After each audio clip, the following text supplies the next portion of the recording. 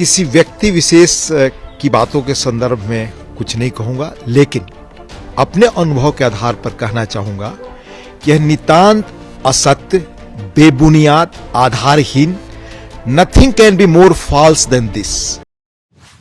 नमस्कार, आप सभी का स्वागत है इनसाइडर लाइफ में और मैं हूं आपके साथ ज्योति शर्मा। पिछले कुछ महीनों में जनता दल यूनाइटेड में शीर्ष पदों पर बैठे नेता ही बाहर हो जा रहे हैं।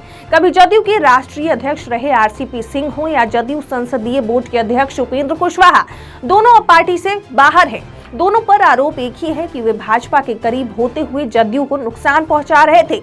हालांकि आरसीपी ने जदयू छोड़ते वक्त इसे डूबता हुआ जहाज बताया था, तो उपेंद्र कुशवाहा ने पार्टी छोड़ते समय कहा कि ये तो शुरुआत है।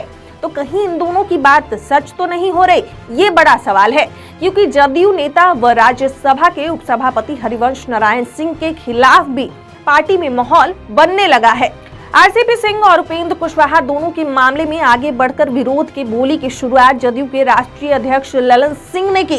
इस बार हरिवंश के मामले में भी ललन सिंह ही आगे आए हैं। उन्होंने हरिवंश नारायण सिंह पर भाजपा के दबाव में काम करने का आरोप लगाया है। ललन सिंह ने हरिवंश के कामकाज के तरीके पर भी सवाल उठाए हैं। उन्होंने कहा कि हरिवंश राज्यसभा के उपसभापति हैं और उन्हें पता होना चाहिए कि जो भी लोकसभा में होता है उसे राज्यसभा में नहीं लाया जाता है। साथ ही राज्यसभा में जो चर्चा की जाती है उसे लोकसभा के सामने नहीं लाया जाता है।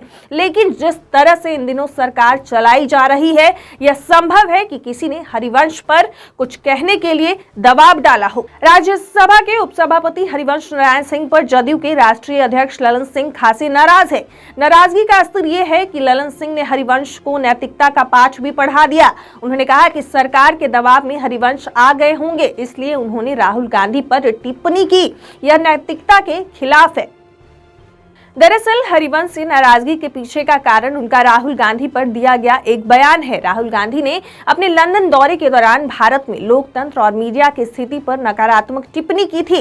लंदन में इंडियन जर्नलिस्ट एसोसिएशन के सदस्यों के साथ बातचीत में राहुल ने कहा था कि संसद में विपक्षी नेताओं के माइक्रोफोन बंद कर दिए जाते हैं। इसी बात पर हरिवंश ने कहा था कि यह बिल्कुल गलत, निराधार है, इससे ज्यादा झूठ कुछ नहीं हो सकता। मैं पिछले 9 साल से संसद में हूं और मैंने एक बार भी नहीं सुना।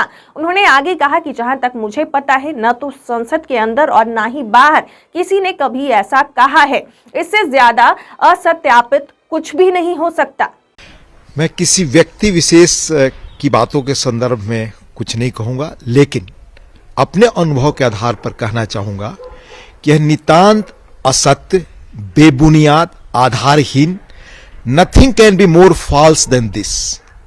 मैं पिछले 9 वर्षों से संसद में हूं और मैं अपने अनुभव से कह सकता हूं कि इस तरह की बात किसी से आज तक न सुनने को मुझे मिली, न मेरी जानकारी में। भारतीय संसद लोकतंत्र का जीवंत स्वरूप है। 1952 से जिन परंपराओं, जिन नियमों, जिन ट्रेडिशंस, जिन व्यवस्थाओं के तहत संसद चलती रही है, आज भी उन्हीं के तहत चल रही है। तो इस तरह की बात कम से कम मेरी जानकारी में नहीं है, और जितना मैं जानता हूं किसी और ने भी संसद के अंदर और बाहर इस तरह की बात कम से कम मेरी जानकारी में नहीं कही।